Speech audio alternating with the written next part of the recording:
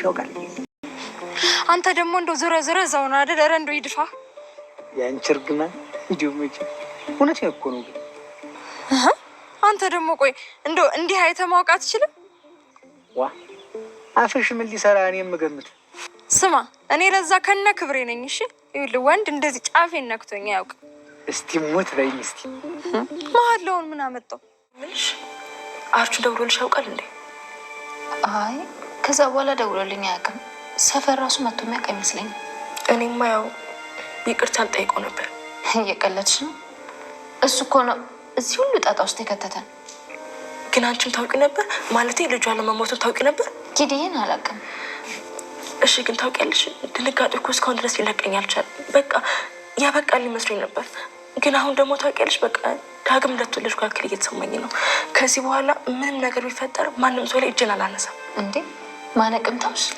አዎ ትቻለሁ ኤቢ አንዴ ልቀፍሽ ለምን አይ ምንም አላ በቃ እንደት እሺ ዳጣ ዛሬ ከአቢጌል ደረጀ የሚገርም በጣም ትልቅ ሚስጥር ነው የሰማችሁ እስከዛሬ ተደብቋት ተሸሽጓት የነበረውን እንግዲህ ናታንም ሁሉም ሰው ደግሞ የአቢጌል ዝም ብላ ነው የመሰላትና ያወራችሁ የተፈጠረው ነገር ምንድነው ብላ ባለፈው እንግዲህ ስትጠይቅ አይ ምንም ነገር አልተፈጠረም የሆነው ነገር አቢጌል ዝም ብላ ነው ታውቂያት የለ ወይ ሲቀጥል ደግሞ የአቢጌል ወሬ አትስሚ ብሎ እንግዲህ ናታንም ሁሉም ቤተሰብ አስቀይሰዋት ነበረ ማለት ነው እንግዲህ ወይዘሮ ማርታም የሆነው ወሬውን ጀምራላት ግን እንደገና ምንም እንዳልተፈጠረ ምንም እንዳላለ ተዎች ማለት ነው ምክንያቱም ዳጣን መጀመሪያው ጆሮ ማርታ እንደዛ ያለቻት የነበረው ዳጣ የምታውቀው ነገር ያለ መስዋዕት ነበረ ግን በኋላ እንደገና ነገሮችን እንዴት ተረዳችሁ ዳጣ ምንም አይነት ነገር የምታውቀው እንደሌላትና ከስሜቷ በተለይ ደግሞ ወይዘሮ ማርታ ስለወራችሁ ነገር በቃ የሆነ የጠበቀችው ማለት የሆነ ሰስፔንሱና ስትጠብቅ ስላየቻት ከዛ በኋላ እንግዲህ ወይዘሮ ማርታ ሐሳቧን ቀየረኝ ማለት ነው ምክንያቱም ዳጣን ምንም እንደማታውቅና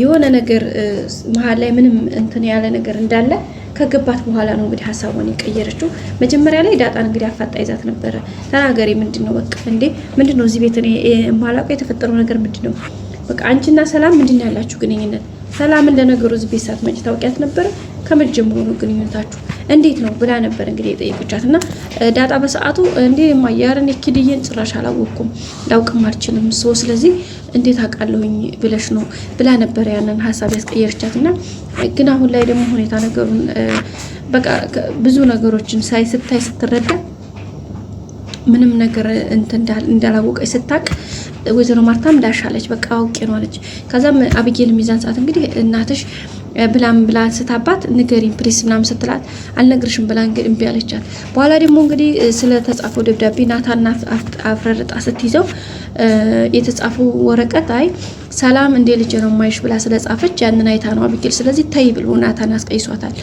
ግን ስለዛ ነገር አሁን ዛሬ እንግዲህ በማብራሪያ ሁሉንም ነገር ሰማች አቢጌል ደብዳቤው ላይ እኮ ስለ ሰላምና ዳጣ እናትና ልጅ እንዳልሆኑ እኮ ነው ውጤቱ የሚያሳየው ብላ ስትናገር አስባችሁታል ዳጣ በጣም ከባድ ስሜት ነው የሚሰማት ከነገሩ ሰላምና እንዴት ይሄ ውጤት ሊመረመር ቻለ እንዴት ብላ አሁን በጣም ትልቅ ሚስጥር ነው የሰማችው ሲቀጥል ደግሞ አቢጌል ዳጣና ሰላም እናትና ልጅ ሆነው እያወኩኝ ለማያ ለመናገር ይሄን ወይም ደግሞ ዝም ማለት አልችልም ብላ ነው የተናገረችውና ናታን ይሄን ነገር ዝም ማለት አለብሽ ምክንያቱም አባዬ እስካልተናገረ ድረስ አባዬ ይሄን ነገር ይፋስ ካላወጣው ድረስ መናገር የለብሽም ያላትና ይሄን ስላት አቢጌል ነው አልችልም ስትል ዳጣ እንግዲህ የተሰማ ስሜት በጣም በቃ ከቁጥጥሯ ውጭ ነበር ስለዚህ እቺ ነገር ይሄ ልጅ የምታውቀው ነገር እንዳላትና እንዴት ይሄ ነገር እንደሆነ እዚህ ጋር አሁን ዳጣ እንግዲህ ብዙ ነገሮች ጥያቄዎች መጡባት ስለዚህ አቢጌል ትጠይቃለች ናታንን እዚህ ጋር ትይዘዋለች እንግዲህ አቢጌል ዳጣ መጀመሪያ ላይ እነሱን ለማዳመጥ የተገደደችው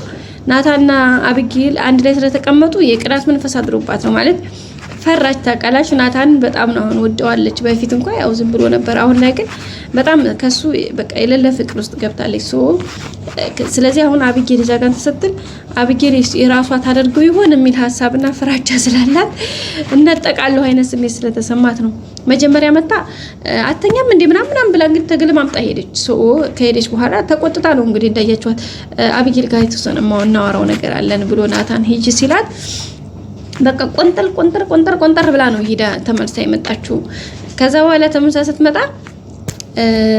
ኤቢ እንዴ ዳጣ ምንና ነው ሲላት ገብቶኛል፣ ግን አሁን ጥያቄ መልስልኝና ትሄዳለህ አለችው።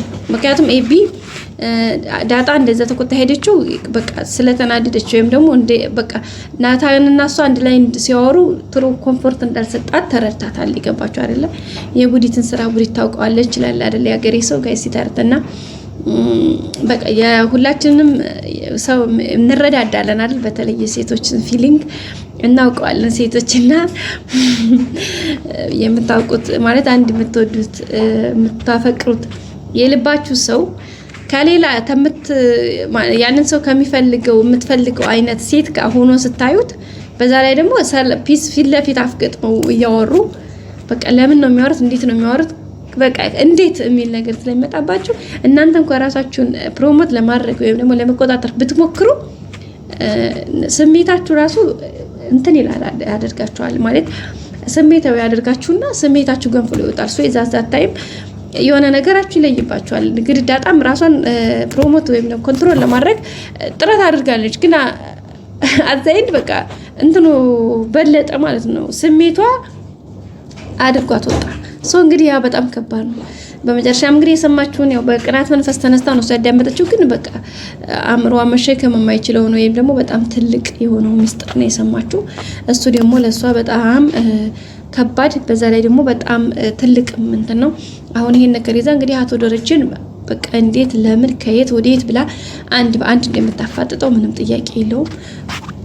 አቶ ደረጀም እንግዲህ ከዛሬ ነገ እያለ እስካሁን አላሳውቃትም። እንግዲህ ካሁን በኋላ እናቷን ብታውቅ ብለን እናስባለን።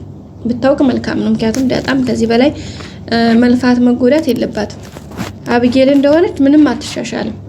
እሷ ልትሻሻል እኮ እየሞከረች ነው፣ ግን አልቻለችም። ምክንያቱም ስሜቷን መቆጣጠር ማሸነፍ አልቻለችም። ከሷ ወደ በላይ ስሜቷ አሸንፏት እየወጣ ስለሆነ፣ ስለዚህ ስሜታችንን ማኔጅ አድርገን ስሜታችንን ውጠን መቆጣጠር ማንችል ከሆነ ስሜታችን ከኛ በላይ ሂዶ ነገሮችን እንትን የሚላቸው ከሆነ በጭራሽ ኑሮ በዚህ ልክ አይቀጥልም። ሶ በዛን አማካኝነት እንግዲህ ነገሮች እየሄዱ ያሉት በጣም ነው የሚያስደነግጡት ማለት ነው። እንግዲህ አቶ ደረጀ እዚህ ጋር ትንሽ ነገሮች ቻሌንጅ ይሆናሉ። ምክንያቱም ዳጣ እዚህ ጋር በጣም መስማት የሌለባትን ነገር አይሰማችሁ። ናታንን ራሱ ማለት ነው በጣም ነው አጥብቃ የምትይዘው። ሲቀጥል ናታን ራሱ ትጣለዋለች። ምክንያቱም እንዴት እሷ ብዙ ሚስጥር አጋርታው የህይወቷ አለኝ የምትለው ሚስጥር ነግራው፣ እሱ ግን በዚህ ልክ መደበቅ በጣም ከባድ ነው። በቀጣይ ቪዲዮ እንገናኝ። ሰላም ቆዩ።